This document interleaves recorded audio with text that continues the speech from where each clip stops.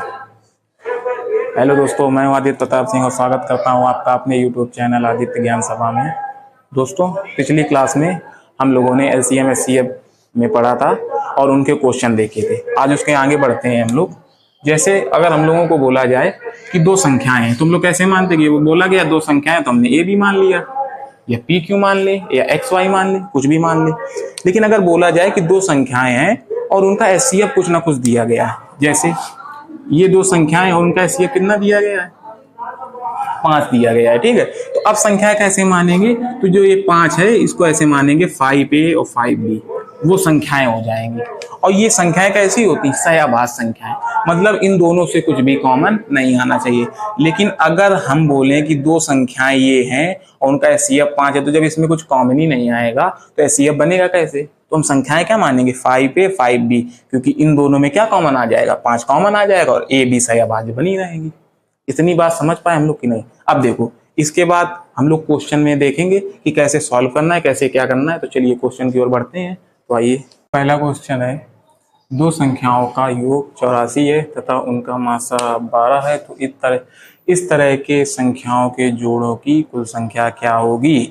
तो अभी मैंने आपको बताया कि अगर संख्याएं माननी हो तो कैसे मानेंगे। तो देखो, दो संख्याओं का योग तो दिया गया, उनका मासा, तो अगर मासा दे दिया जाए कि मासा 12 है या कुछ भी है, तो संख्याएं क्या मानेंगे, पहली संख्या मान लो 12a और दूसरी संख्या क्या मान लेंगे, 12b। ठीक है, तो क्या बोला गया है, जो ये 12a और 12b दो संख्याएं हैं, पहली संख्या और दूसरी संख्या, इनका योग क्या दिया गया है, संख्याओं का योग कितना दिया गया, 84। तो हम लिखेंगे 12a प्लस 12b बराबर कितना दिया गया है, 84। जब a प्लस b का कॉमन लेके मान निकालेंगे, 12 उधर जाएगा तो भाग में आ जाएगा, तो 12 सत्ते 84। तो देखो, a प्लस b बराबर कितना आ गया, 7। तो पूछा गया है हमसे, तो इस तरह के संख्याओं के जोड़ों की कुल संख्या ज्ञात कीजिए। तो इनके जोड़ों की संख्या ज्ञात करने की, किन किन संख्याओं को जोड़ें कि 7 आ जाए। तो ऐसे कितने जोड़े संभव है, तो चलो देखते हैं। एक हो जाएगा 1 × 1 + 6, दूसरा 2 + 5, तीसरा 3 + 4, और जब चौथा लेंगे तो लेंगे 4 + 3, लेकिन ये नहीं लेंगे। देखो बात समझो, पहला लेंगे 1 + 6, दूसरा 2 + 5, तीसरा 3 + 4, और जब हम लोग 4 + 3 लेंगे तो ये क्या होगा, रिपीट होने लगेगा। देखो 3 + 4 तो 4 + 3 आएगा तो 7 ही, तो रिपीटेशन नहीं लेना है। ठीक है, कि अगर रिपीट हो रहा है तो नहीं लेंगे। तो ऐसे कितने जोड़े हैं, 3 जोड़े हैं, किसके, इस 7 संख्या के। तो आंसर क्या हो जाएगा, ऑप्शन नंबर बी। ठीक है, इसके बाद दो संख्याओं का एचसीएफ 13 है और उन संख्याओं का अंतर 26 है, तो इस प्रकार के कितने जोड़े संभव हैं। तो हमसे बोल दिया गया कि दो संख्याओं का एचसीएफ 13 है और अंतर, संख्याओं का अंतर, संख्याएं क्या मानेंगे, एचसीएफ जब 13 है, संख्याएं क्या मानेंगे, 13a + 13b प्लस क्यू किया, क्यू बोला नहीं, सुनो सॉरी, क्वेश्चन में हम लोगों को योग नहीं बोला गया, उन संख्याओं का अंतर 26 है। तो 13a पहली संख्या माइनस 13b दूसरी संख्या, इनका अंतर कितना दिया गया, 26। तो जब a माइनस b का मान निकालेंगे तो कितना आ जाएगा, 13 दूनी 26। अब देखो, एक बात ध्यान से समझनी, ये मैं ऊपर लिखता हूं क्योंकि आपको समझ में नहीं आएगा। a माइनस b, यही चीज मैंने ऊपर लिखी है। देखो, अब जब दो बनाएंगे हम लोग, दो के जोड़े बनाएंगे तो देखें जोड़े कितने बनेंगे। देखो, पहला तो बन जाएगा 3 - 1, ठीक है, दूसरा क्या बनेगा 4 - 2, तीसरा क्या बनेगा, अब देखो ध्यान देना, देखो मैं अभी बता दे रहा हूँ, 5 - 3, फिर बनेगा 6 - 4। अब देखो, जो ये संख्याएं हैं 4 और 2, हम लोगों के ए बी के ऐसे मान लेने हैं जिनसे कुछ भी कॉमन ना हो, मतलब सहआभास संख्याएं लेनी है। लेकिन ये जो दो संख्याएं हैं 4 और 2, घटाने पे 2 आएगा, लेकिन इनसे क्या आ जाएगा, 2 कॉमन आ जाएगा, तो ये संख्या नहीं लेंगे। ऐसे और भी एक नीचे संख्या है 6 और 4, ये भी नहीं लेंगे। ऐसे काफी संख्याएं आएंगी, तो ऐसी संख्या लेनी, ऐसे जोड़े बनाने हैं घटाने पे कि उनमें दोनों में कुछ भी कॉमन ना हो। समझ में आई बात कि नहीं। तो अब देखो, इसके अगर हम लोग जोड़े देखते चले जाएंगे तो ये इनफाइनाइट तक जाएंगे, क्योंकि इनका अंत ही नहीं होगा। इसके एक जोड़ते जाओ, दो जोड़ते जाओ, कुछ भी करते चले जाएंगे तो क्या ये समाप्त होगा। तो जो अगर कभी ये आ जाए तो इनके जोड़े कितने बनेंगे, इनफाइनाइट। मतलब अगर दो संख्याओं का अंतर कुछ भी दिया जाए और पूछा जाए जोड़ों की संख्या ज्ञात करो, तो इनके जोड़ों की संख्या हम लोग कभी नहीं ज्ञात कर सकते, क्योंकि इनका मान क्या होता है, इनफाइनाइट। तो ऑप्शन नंबर कौन सा सही है, डी। ये क्वेश्चन अच्छा क्वेश्चन है, इसको ध्यान से पढ़ना, ठीक है। चलो, चाहे कोई भी माइनस वाला क्वेश्चन हो, जोड़ों की संख्या क्या होगी, इनफाइनाइट, ठीक है। अब देखो अगला क्वेश्चन देखते हैं। दो संख्याओं का गुणनफल 21 60 है और उनका महत्तम समापवर्त 12 है। तदनुसार इस प्रकार की संख्याएं हैं। तो अब हमें संख्याएं ज्ञात करनी है और हमें संख्याओं का गुणनफल दिया गया 21 60 और महत्तम समापवर्त। तो देखो महत्तम समापवर्त दे दिया गया, तो हम क्या करेंगे, सबसे पहले हम लोग क्या करेंगे, संख्याएं ज्ञात करेंगे। संख्याएं क्या हो जाएंगी, पहली हो जाएगी 12a और इनका गुणनफल दिया गया, संख्या का गुणनफल कर दो। दूसरी क्या हो जाएगी, 12b। तो देखो संख्याएं क्या आ जाएंगी, 21 60, ठीक है।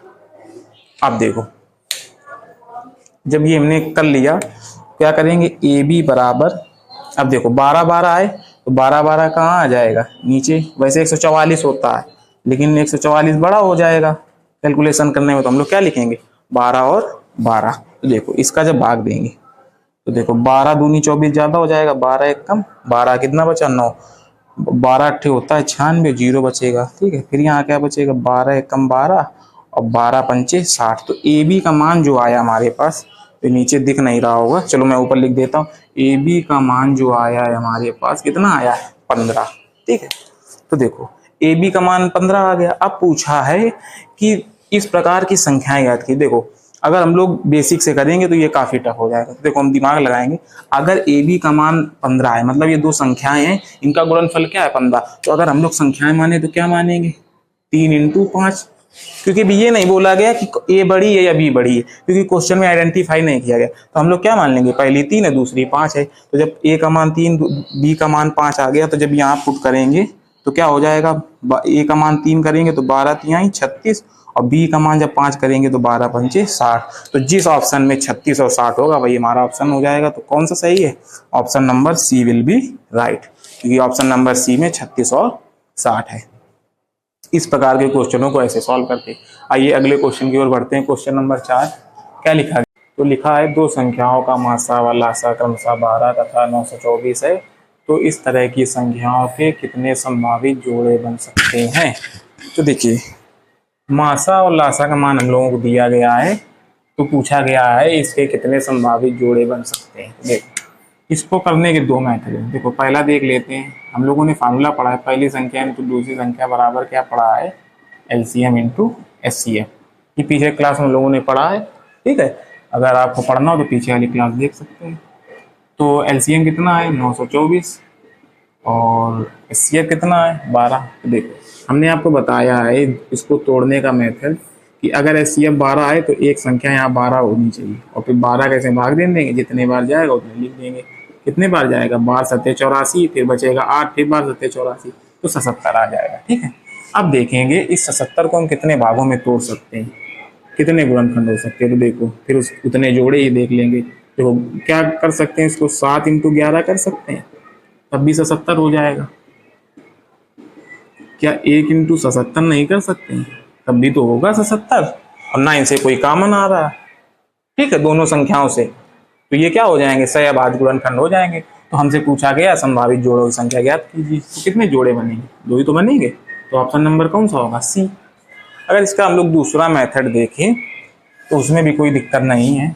देखो दूसरा मेथड क्या है, बोला गया दो संख्याओं का मासा व लासा क्रमशः ये दिया गया है, तो संख्याओं के जोड़ों की संख्या ज्ञात कीजिए, कितने संभावित जोड़े बन सकते हैं।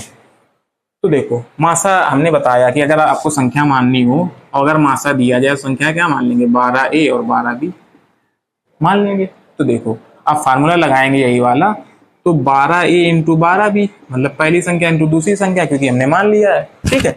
अब देखो फिर क्या होता है, एलसीएम इंटू एचसीएफ। तो एलसीएम क्या है, 924, एचसीएफ क्या है, 12। तो जब ए बी के मान निकालेंगे तो ये 12 और 12 उस साइड चले जाएंगे, तो किस में आ जाएंगे, अपॉन में आ जाएंगे, 12 × 12। चाहे 144 कर लो, चाहे 12 × 12 कर लो। मैंने 12 × 12 को गुणा इस वजह से नहीं किया क्योंकि 44 से भाग देने में दिक्कत होती, ठीक है। तो इसे 12 से 12 कट जाएगा अब 12 का भाग इसमें आसानी से दे लेंगे। अभी हम लोगों ने निकाला था, कितना आया था 77। ए बी का मान कितना आ गया 77। तो अब देखने हैं कि इससे कितने जोड़े बनेंगे। ए बी के मान ऐसे क्या रखें कि उनका गुणा करने से 77 आ जाए, और ऐसे कितने बनेंगे। देखो एक तो बनेगा 1 इंटू 77, एक बनेगा 11 इंटू 77, इसके अलावा और कोई भी नहीं बनेगा। तो कितने जोड़े संभव है, 2 जोड़े संभव। तब भी ऑप्शन नंबर कौन सा होगा 2, क्योंकि मेथड दोनों अलग अलग है लेकिन उनसे आंसर क्या आएगा, सेम आएगा। ठीक है, चाहे इस मेथड से आप लोग लगाइए चाहे इस मेथड से लगाइए। बात आई समझ में कि नहीं। चलो आगे बढ़ते हैं। क्वेश्चन नंबर 5 क्या कह रहा है, धनात्मक पूर्णांकों के ऐसे युग्मों की संख्या जिनका योग 99 है और महत्तम समापवर्त 9 है। तो हमें क्या ज्ञात करनी है, धनात्मक युग्मों की संख्या ज्ञात करनी। तो देखो मैंने आपको अभी बताया है कि अगर आपको महत्तम समापवर्त दिया जाए 9 है तो हम संख्याएं क्या मानेंगे, एक 9a मान लो और 9b मान लो, संख्याएं मान ली। फिर हमसे बोला गया है कि उन युग्मों की जो संख्याएं हैं जिनका योग कितना 99, तो जब ये संख्याएं मानी है इन्हीं का योग तो 99 दिया गया है। तो जब हम लोग a प्लस b का मान निकालेंगे तो 9 उधर जाएगा तो 11 आ जाएगा। अब इन्हीं के जोड़े पूछ रहा है कि a b के ऐसे कितने मान हैं जिनको जोड़े तो 11 आ जाए, क्योंकि a प्लस बी बराबर 11 है। तो क्या क्या मानेंगे, देखो इधर देख लें, a प्लस बी बराबर 11 है। देखो क्या क्या हो सकता है, एक तो a1 प्लस 10 हो सकता है, 2 प्लस 9 हो सकता है, 3 प्लस 8 हो सकता है, 4 प्लस 7 हो सकता है, फिर इसके बाद 5 प्लस 6 हो सकता है। लेकिन जब इसके बाद हम लोग लिखेंगे एक जोड़ा, जो लिखेंगे 6 प्लस 5, तो देखो रिपीट होने लगा, ये 5 6 और ये 6 5 है। तो इधर से ये रिपीट होने लगा तो ये नहीं लेंगे। ठीक है, जो रिपीट होने लगे उसके बाद हम लोग नहीं लेते हैं, उतने ही जोड़े काउंट कर लेते हैं। कितने जोड़े हैं 5। तो ऑप्शन नंबर 5 कहाँ है, ए नंबर पे। तो आंसर कौन सा सही हो जाएगा कि 5 जोड़े हैं। इनके पूर्णांकों के ऐसे युग्मों के, कितने युग्म है 5 युग्म है। ठीक है, अब इसके बाद अगला क्वेश्चन है, दो संख्याओं a और b के HCF तथा LCM का अनुपात दिया गया है। LCM और HCF के बीच का अंतर इतना दिया गया, a और b के जोड़ों की संभावित संख्या ज्ञात करनी है। चलो अगर अब चलो नीचे नहीं बता सकते क्योंकि नीचे स्पेस नहीं है, ऊपर वाला मेट देते हैं, आप लोग नोट कर लेना वीडियो को पॉज करके। चलो देखते हैं क्वेश्चन क्या है, अगला क्या कह रहा है। देखो हमें क्या दिया गया है, LCM HCF इंटू HCF का अनुपात। LCM HCF और LCM का अनुपात कितना दिया गया है, 1:3। ठीक है, तो इनका अनुपात दे दिया गया ये, और बोला गया है HCF और LCM के बीच का अंतर 443। अच्छा इनका अंतर निकाले, कितना आएगा 29। यही कितने के बराबर है, 493 के। तो देखो कितने बार जाएगा, 17 9 153 17 9 देखो ये कितने बार जाएगा, 17 बार जाएगा। ठीक है, तो देखो अब 1 बराबर कितने के आ गया 17, और इन संख्याओं का HCF भी कितना था, HCF क्या था 17। तो ये मतलब हमें पता चला कि HCF का मान क्या आ गया 17। तो जब LCM निकालेंगे तो LCM क्या है, LCM 30 है। तो 30 बराबर कितने के हो जाएगा, 17 पे 51, तो 510 के हो जाएगा।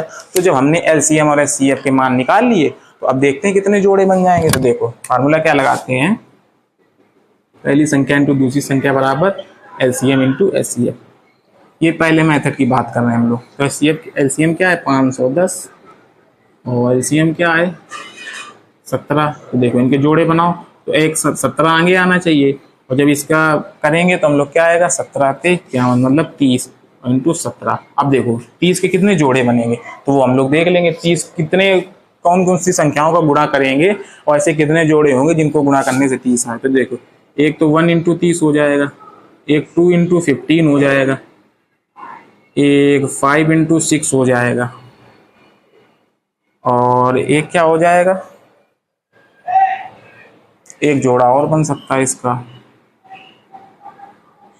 30, 15 दूनी 30, 6 पंचे 30, और एक हो जाएगा 10 तिहाई 30। और ये जोड़े आप अगर दोनों जो सब सारे जोड़े देखेंगे तो इन जोड़ों से कुछ भी कॉमन नहीं आ रहा है। तो जोड़े ऐसे ही लेने हैं जिनसे कुछ कॉमन ना आए, वो सहबाद संख्याएं हो। ठीक है, तो ऐसे कितने जोड़े हैं 4। तो ऑप्शन नंबर कौन सा सही है, ऑप्शन नंबर 4 सही है। ठीक है, तो आशा करता हूँ वीडियो आपको पसंद आई हो। वीडियो पसंद आई हो तो चैनल को सब्सक्राइब करें, वीडियो को लाइक करें। मिलते हैं अगली क्लास में, तब तक के लिए जय हिंद।